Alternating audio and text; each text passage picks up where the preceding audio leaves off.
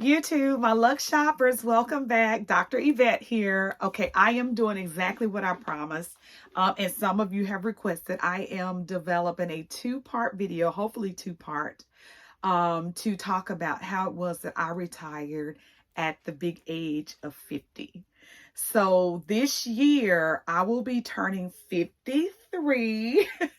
I will be turning 53, the big age of 53, but I have been in retirement for 3 years. And so I want to talk to you about how it was that me and my husband got there. My husband kind of retired at 49. 49 and a half, and we both sort of did when the pandemic hit.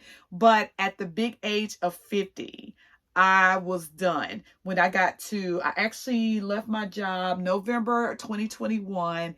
I was 50 years old in 2 months. So I want to show you how to do that. So the first thing, let's talk about it. You've got to say it. You've got to pick the age that you want to retire at and just keep that in the forefront of your mind so that everything that you do and all the planning that you do is centered around, I am not going to be working for someone else until I am 65, until I am 67, or even 72 to get my pension and my Social Security. I'm not doing that. I want to enjoy my life. And so you've got to say that same thing. I am not working until I'm 65, 62 and a half with an early retirement with a penalty. So many of you know that I am an economist. I majored in economics and I have advanced courses in economics because I love the study of money. My mom corrected me in one video. I said, I love money and I love the study of money. We know if you're a believer, you're not supposed to love money because loving money is the root of all evil. And I am not evil. So I love the study of money and how money moves through the capitalistic society that we live in here in America. So I love the study of money. So that's why I majored in economics. But me and my husband said that we are retiring at 50. So we started to plan for that, and we started very early in our lives. And I would say we started as early as the age 35, planning to retire at 50. Okay, so let me give you another thing. The first thing, you got to know what age you want to retire, and that age is early. It is pre-62 and a half, and you've got to say it out of your mouth. I am retiring at.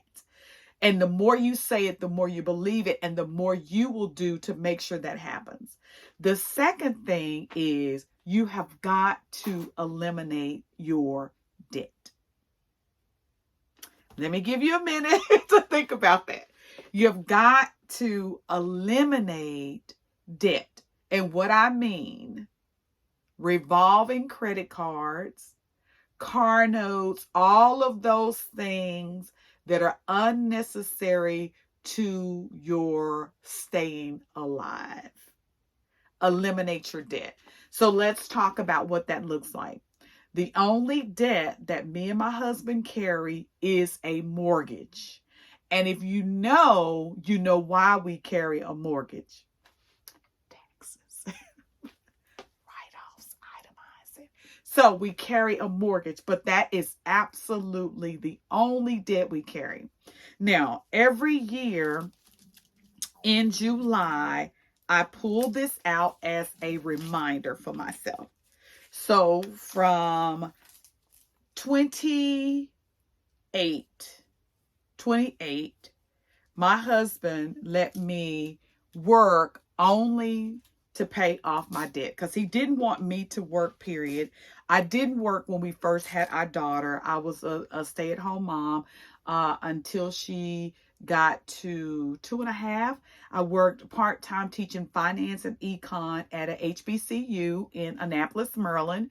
And then I moved on to the HBCU in Baltimore, Maryland. But I was teaching econ and finance to graduate students. But I didn't work because my husband wanted me to stay home and raise our daughter. But I was like, I didn't go to school and get all this education to be at home. But while I was working, he allowed me to use all of my money, one, to pay off my debt in the beginning, And then after that, I was using the bulk of my money to stash and to pay for my daughter's private education and some some bad habits that I had that I could not just let go.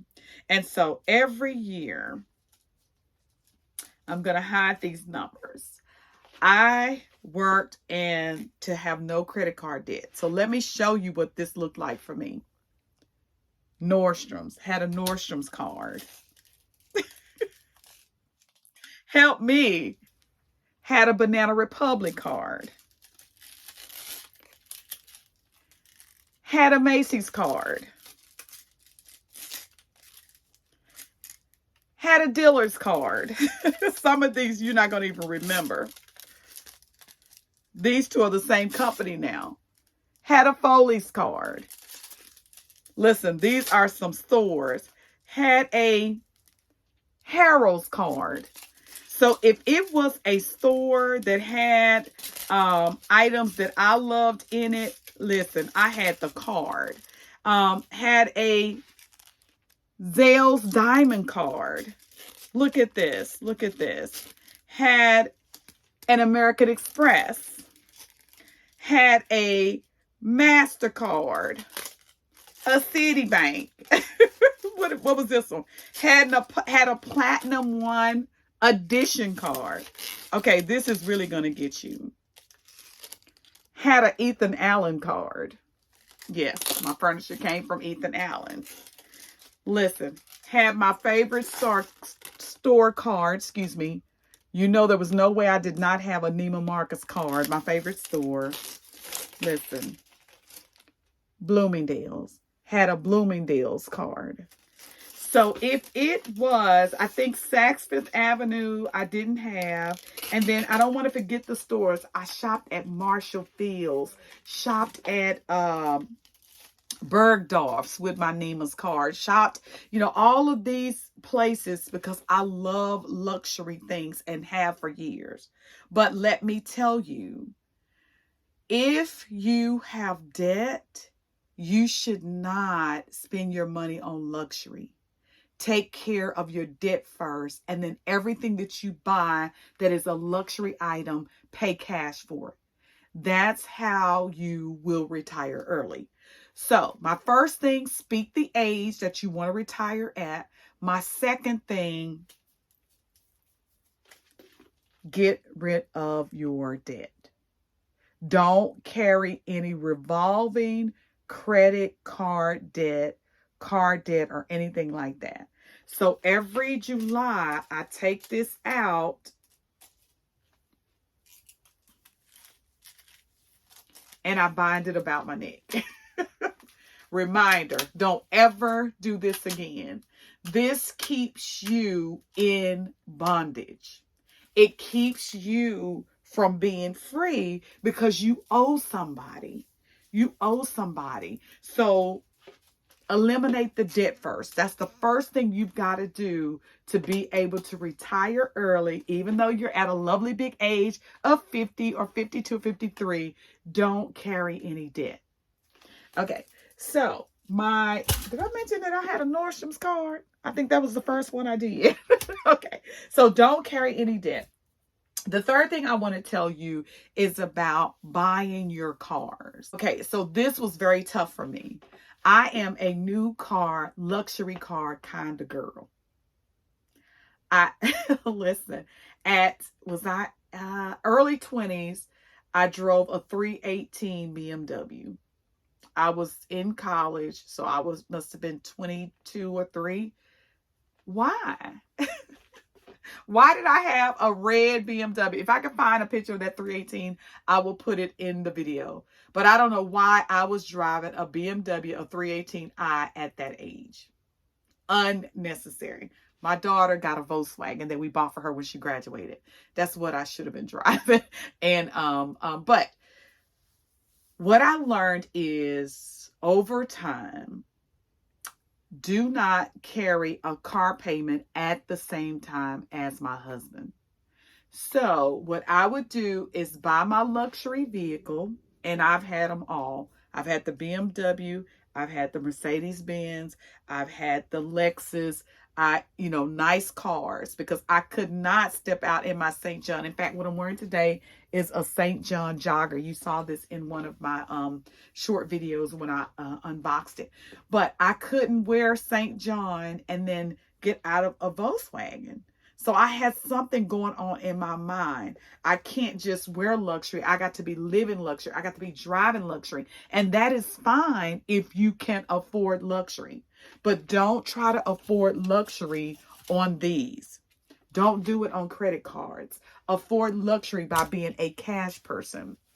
So for me, having a luxury vehicle was all a part of this persona that I had to have for myself. I'm a professional. So I've got to dress professional. I've got to look professional. I've got to live professional. I've got to drive professional. And then two, is just what I like.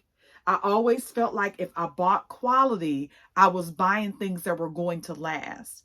And it was true. I've been driving my GX470 Lexus since 2008 because I spent the money to get the nice mid-size Lexus, a luxury vehicle that I could drive, and I am still driving it because the car will not break. But my tip to you is, don't carry the car note at the same time as your spouse if you are married. So he has a car payment and you pay it off quickly, because what you do is you help each other pay it off. Or if you're not married, don't buy a luxury vehicle unless you can truly afford it. Meaning that you have good credit and your car payment is going to be lower than the typical car payment. Because don't pay $1,000 or more for your car. That's just too much to pay for something that is moving and that can be destroyed, and you can't write it off on your taxes. So don't do that.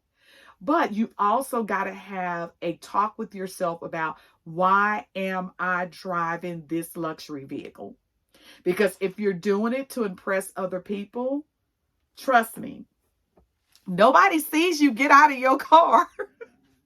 When you get to work, you probably can count the times that somebody in your job saw you get out of your 7 Series BMW, or the time somebody saw you get out of your Maybach or your G-Wagon.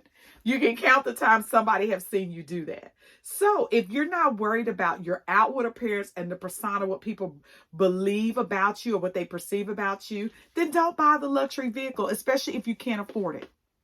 Buy something that will get you to work, back and forth, that you can keep clean, that you look nice in, and let that be that. Now, I can say that now because I am over it. Like I said, I've been driving my paid-for Lexus since 2008. But I have done that because I knew I wanted to retire early, and I was not taking on a new car payment to forego retiring at the age that I agreed to retire at. So now I'm even looking to get a new vehicle, but I was thinking to myself just the other day and dialoguing about it with my husband, I really don't need one. My Lexus is fine. It still looks pretty good on the outside, so there is no need for me to go and take on a car payment to get a vehicle.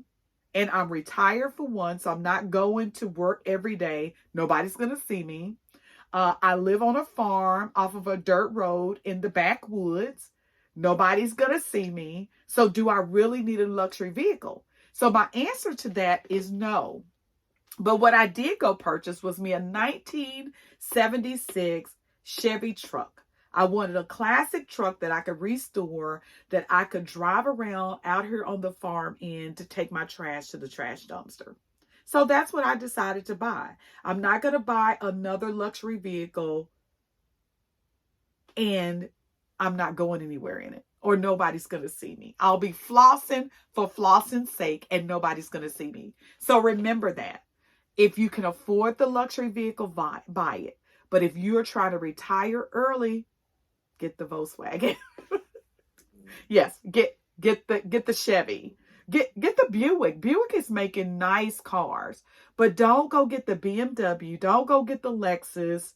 I'm sorry, BMW and Lexus. I know you wouldn't dare sponsor this video, but if you are trying to live and you are trying to enjoy your life where you can travel and do some other things before you get to a big age where your knees hurt and you're having headaches and all these different things that happen to you as you get older, don't do it. Drive a moderate car that you can afford, because nobody sees you get out of your car when you're at work. Nobody sees you get out of that fine vehicle when you go to the mall to buy your luxury items. People just don't see it. They don't know what you drive. So think about it. And then the last thing I want to talk to you about, because I'm looking at my notes here, I wanted to really tell you how it was that we did it. And speak the age that you want to retire. Don't carry the credit card or any other type of debt. And buy your cars based on what you can afford and what you want to drive, so that you can keep in your mind, I'm not doing this to floss. I'm doing this so that I can retire early. And the last thing that I want to talk to you about is being a cash person. So this is the economist in me. Let me grab it here. I am a cash person. Now, back when I was finance faculty at the university, me and my students did some research on credit card use versus cash. And for 30 days, we used nothing but cash, because I had a hypothesis. I teach statistics too. I had a hypothesis that you spend more money when you use debit cards than when you use cash. So the agreement of my sample size, 100 plus students, had to agree to not use their debit card, to go to their ATM, get cash, and only spend cash. Because my thought process was, you spend more money when you debit because you're not tracking what you're debiting. Some people do, but others do not. You just swipe. You go in 7-Eleven and you want a drink and some potato chips, and you swipe that for $5.38. Made up number. And then you go to McDonald's. You go through the drive-through and you swipe that. Then you go over to Walmart and you swipe that. And then you go to the gas station and you swipe that. And then you're at the end of your day. Oh, and don't forget your Starbucks coffee. You swipe that. So now, and then you swiped for, did I say lunch? Okay, got McDonald's. So you swipe that. But you've done all that swiping and you're not conscious of what you have spent for that day, because you're just swiping. You got the money in the bank and you're just swiping that card. So what me and my students did was, we went and we got cash. We got an allotted amount of cash. What we did, we calculated, how much do you spend on gas for the week? How much do you spend on your lunch? Do your best to try to pack your lunch, not eat out. Pack your lunch. But if you eat out, how much are you going to spend? What are the necessities that you have to get this week from Walmart? We tallied that up and we said, that is the amount that you go and get out of the bank, and nothing more. So over a period of time, I was able to prove statistically that if you are spending cash, you spend less money, because you are watching the money that you are spending. So if I go in the store with this $100 bill, I know I've got $100 and I know everything that I need to get with this $100, and I'm not spending any more. But if you go in with your debit card, let me just add this to the cart. Let me just add this to the cart. Let me add this to the cart. And before you know it, you are over what you budgeted for the store. So being a cash person is my third tip for you if you are trying to retire early. because it makes you stick to a budgeted amount for your necessities for that week. Now, did me and my husband follow a budget? We absolutely did. We followed an Excel spreadsheet for our budget. We knew every bill that we had to pay, and that included electricity, our gas, all of these things down to what we were going to spend on groceries. And after that, I gave us a dollar amount that we were to save. And when I say save, you don't touch it no matter what. It is a true savings account. So we could not touch that amount that we were supposed to save. Okay, so let me tell you the 4 things. Speak the age that you want to retire at, whatever that big age is. 2, don't carry any of this debt. Let's get rid of the credit card debt. If you got to put it on a credit card, you don't need it. That's easy for me to say because I'm over it. But if you got to put it on a credit card, you don't need it. Buy your cars within your affordable range. Don't worry about flossing because nobody sees you get out of your car. Buy it in an affordable range.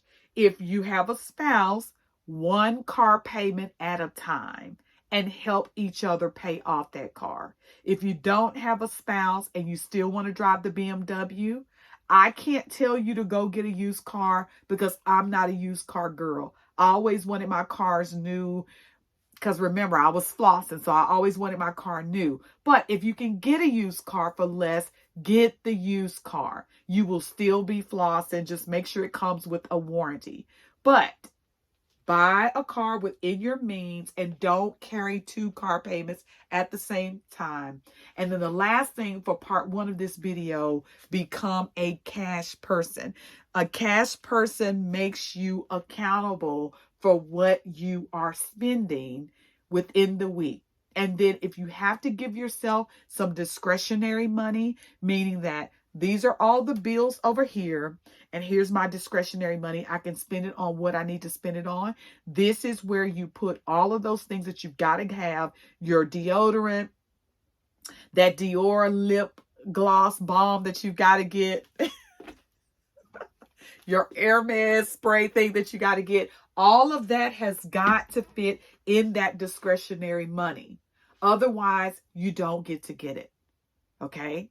So these are the first 4 tips that I am teaching you that will help you retire early. When I come back for part 2, it's going to get a little bit more in depth, and you will be surprised at how these things are going to help you. Also, because I consult part-time now, just a little bit, really truly for just organizations I consult with, just to help them with strategic plan and vision writing, things like that. But I also have started to help individuals as I want to decide on their vision and what it is that they're doing with their life. But I also want to be able to help people create budgets for themselves. And I want to be able to do this for consultation first, and if it becomes too much, for a small fee, depending on how much I would have to do.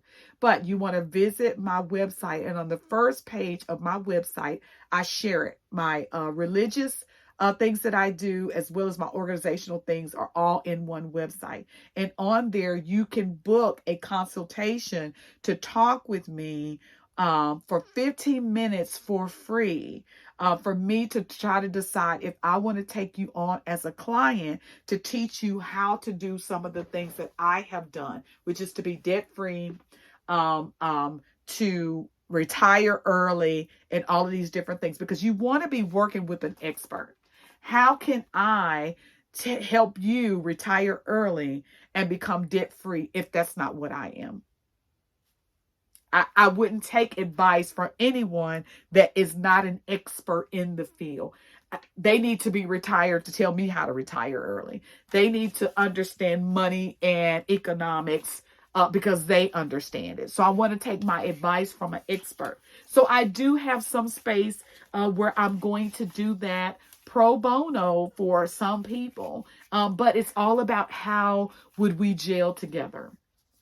Now, if we're talking about a Chanel bag first, we probably are a good match because you probably have some of the same likings that I have, but you also probably need to cut back on buying Chanel bags so that you can retire early and then do what you want to do with your life throughout the day. So I hope you have enjoyed this video. If you have, hit the like button. Hit the like button so other people will know that I am giving you content that matters to me, that should matter to you. Hit the like button and then subscribe so that you are a part of what I am doing over here on this channel, just a little by little, because I don't want my channel to be a job for me. I want it to be something that I love, something that inspires others. So until the next time, my luck shoppers, keep shopping. But don't be shopping with this credit card.